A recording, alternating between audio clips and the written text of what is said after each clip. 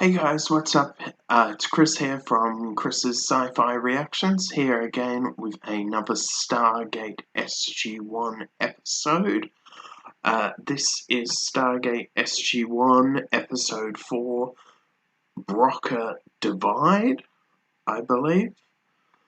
Last episode wasn't the best. It was quite a, well, when I say quite, a very extremely boring episode.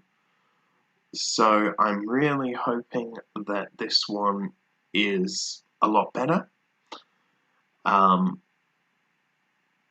Frankly, personally, I think anything would be a lot better than the last one.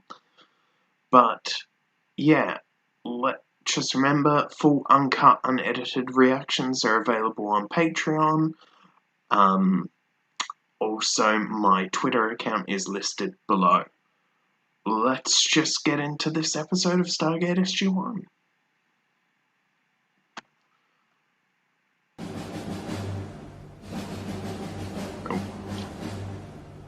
When we completed interviews of all the refugees you brought back from Chulak, 10 of them identified the final 4 symbols the Goa'uld used to escape through the Chulak Stargate.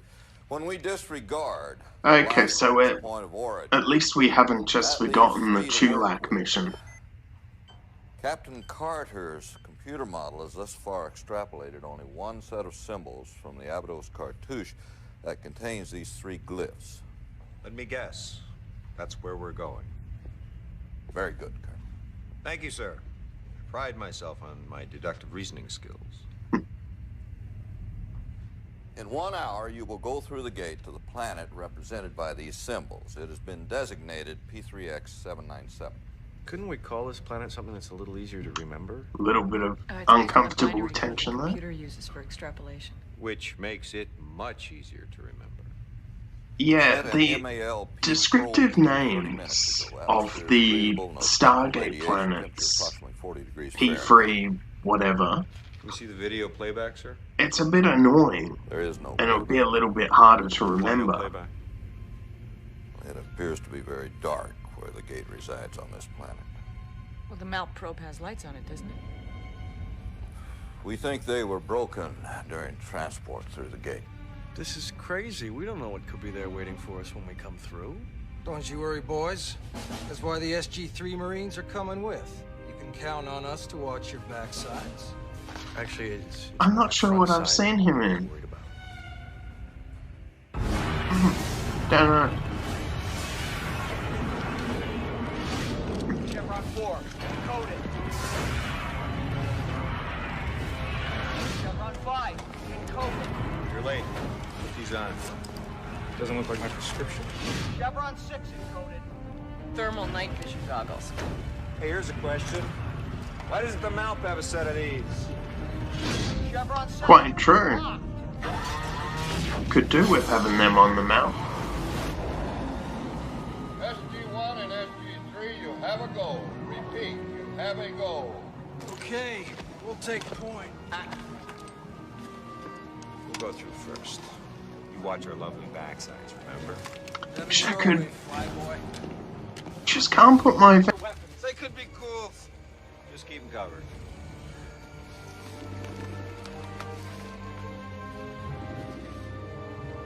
There's no entry scar. They're not Goa'ulds. Lower your weapons, kids. Any idea what they are? My lord, we are the untouched. I am High Counselor Tuplo. We are pleased the gods have deemed us worthy of a return visit. Gods. Only the gods come through the Stargate. I think they're talking about us. We should probably start getting used to this kind of treatment. Oh, for crying out loud. We're not gods. Get up. Oh, please. Come on, please. Perhaps they wish us to treat them as mortals. A test? Please, let us take you to the land of light. The land of light.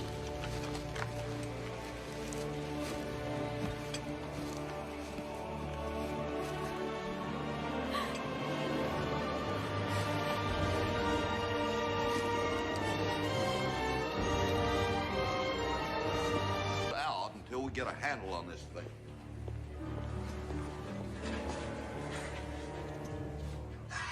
Well, if they took those sort of actions here on Earth, starting last year, it might have worked better, and we wouldn't have had all these lockdowns.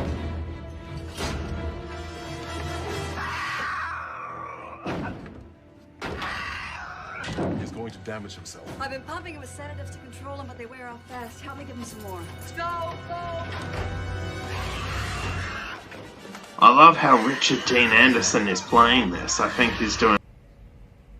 He had your daughter with him. Milosha is dead. No. She is out there. On the dark side, I have seen her. Help me retrieve her and my friend. She is among the touched. She can no longer function amongst us. Therefore, she is dead. She is not dead. If I believed otherwise, do you not think I would help my own daughter? Many of us have loved ones among the touched. My own father is there. But we accept that we cannot help them. Therefore, they are dead to us. How can you be so without heart? That's interesting, seeing I must ask you to leave. saying sort of that If you will not help me find thing, my friend, you know? then I must have a sample of your blood. It's not the sort of thing you would expect from Tilk. I assure you it will cause you no harm. I cannot abide this one in my presence any longer.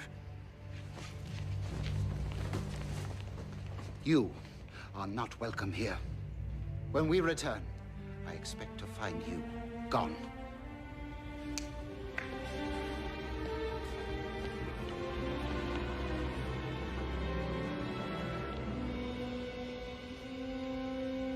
I really love the set here. I think it's pretty cool.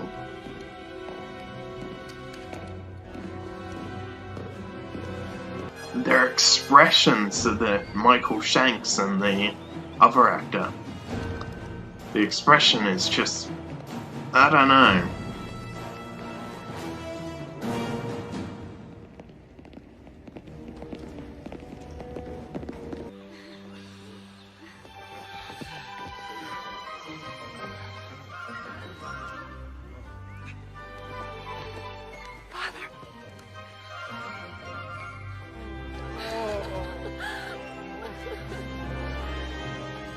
I bet they would smell quite a bit.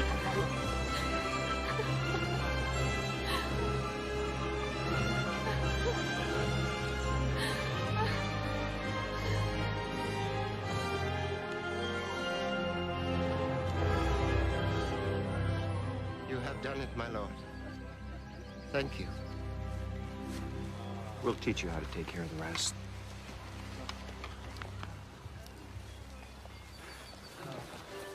Sir?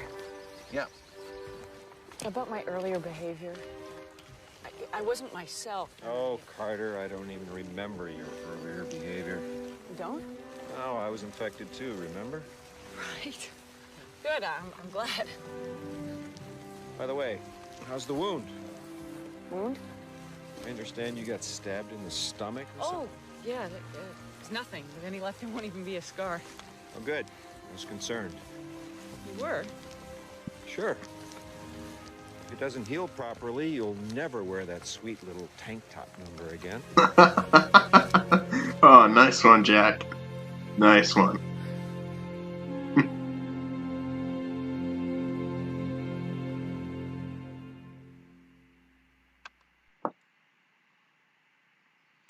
Okay, that was Stargate SG-1, the Broca Divide, or a Broca Divide, I think it was called. Yeah, an okay episode, definitely better than the last one. I'd probably give it a high 7.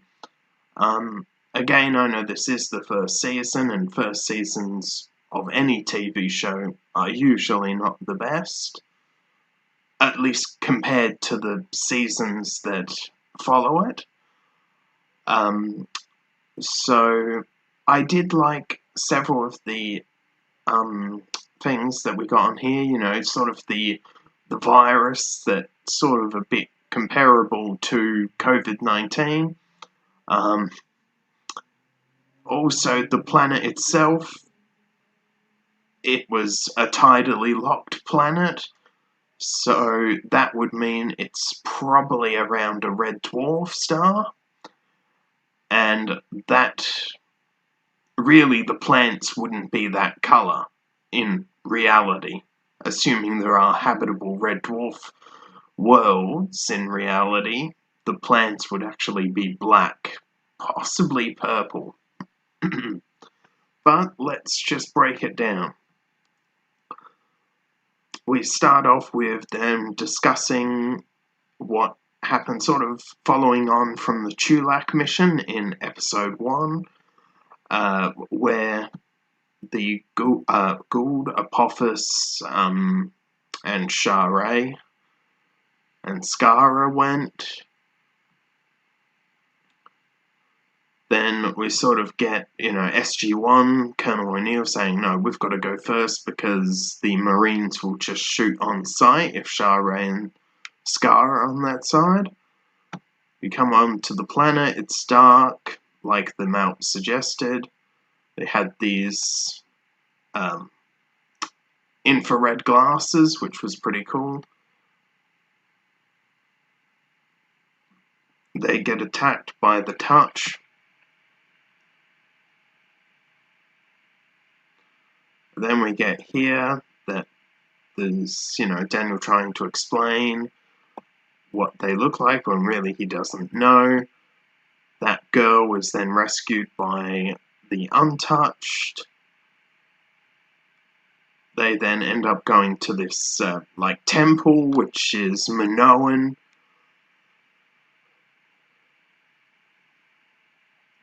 We sort of learned that, they think they're good gods, but that's simply because they came through the Stargate, and only the gods come through the Stargate. Here, Colonel O'Neill is sort of saying that, this planet has no strategic significance, no technology, nothing of importance to us at all. So Sam and Daniel are quite frustrated by that. That as scientists they wish to do research.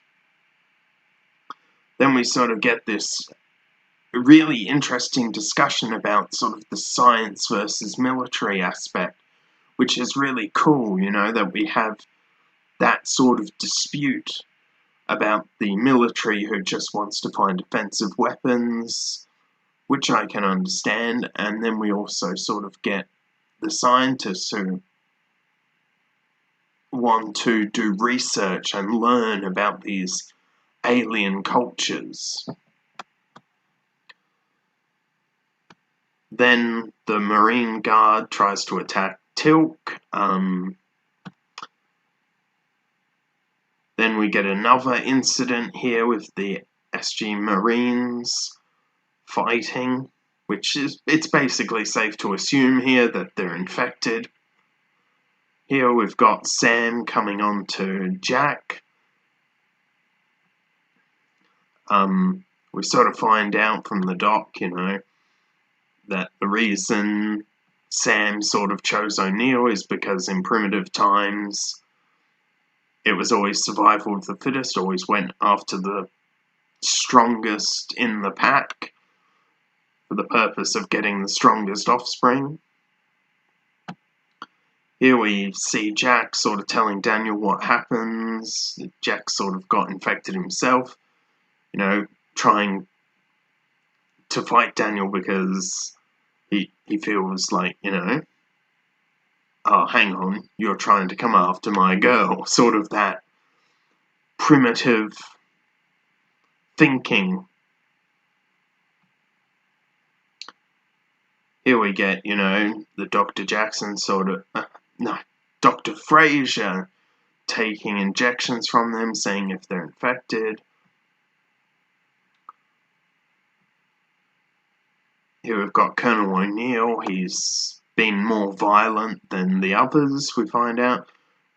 General O'Neill sort of calling the president here, telling him that we've got an infectious disease, and the president actually making the right call and agreeing with General Hammond about locking it down and having their bodies shot and burnt if any of them try to get out of the mountain. Here we find out that Daniel and Tilk are immune. We sort of know Tilk's symbiote protects him from things, so that is most likely why he is immune.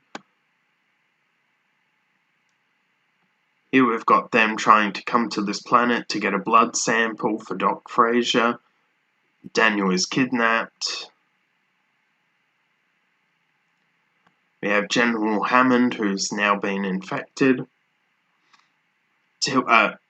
O'Neill gets extra sedative, which ends up pushing the primitive brain down.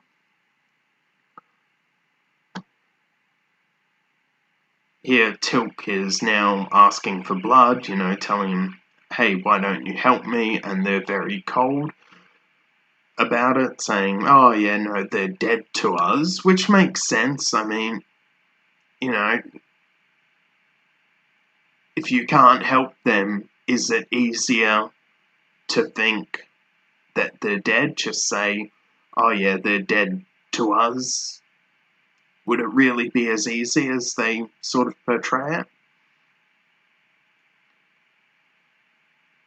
Here we get, we sort of find out that what it is, it's histamine. And we get a cure. I very much like that we get a medical explanation about this, sort of what's happened, why it's happened, and what is the reason that the cure will work. Here we get Jack making some joke about saying, hey Lucy, I'm home. Tilk takes it very literal. Here we get them going back to the planet since they're all cured. Daniel's still been infected now. Here we have them sort of discussing about a cure with them, and that they're not gods, but they are able to cure it because it's an illness. Here we sort of get a reuniting now of people, which is really nice. We get a little nice moment here at the end with Jack, making a comment about Sam getting injured, and if there's a scar, she'll never wear a tank top again. And that is the end of that episode.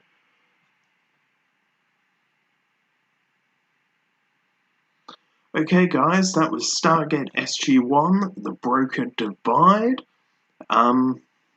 Yeah, so I really enjoyed that. I think that's all. There's not much in the way of housekeeping. If you're on Patreon and YouTube, there shouldn't be a problem with Stargate upload dates. I am running a bit behind on the Buffy and Smallville at the moment, so yeah, if you're someone that watches that, but if you're on YouTube, it will probably already be resolved by the time this goes up. Yeah, full uncut, unedited reactions are available on Patreon, and so that's listed in the description below, along with my Twitter account.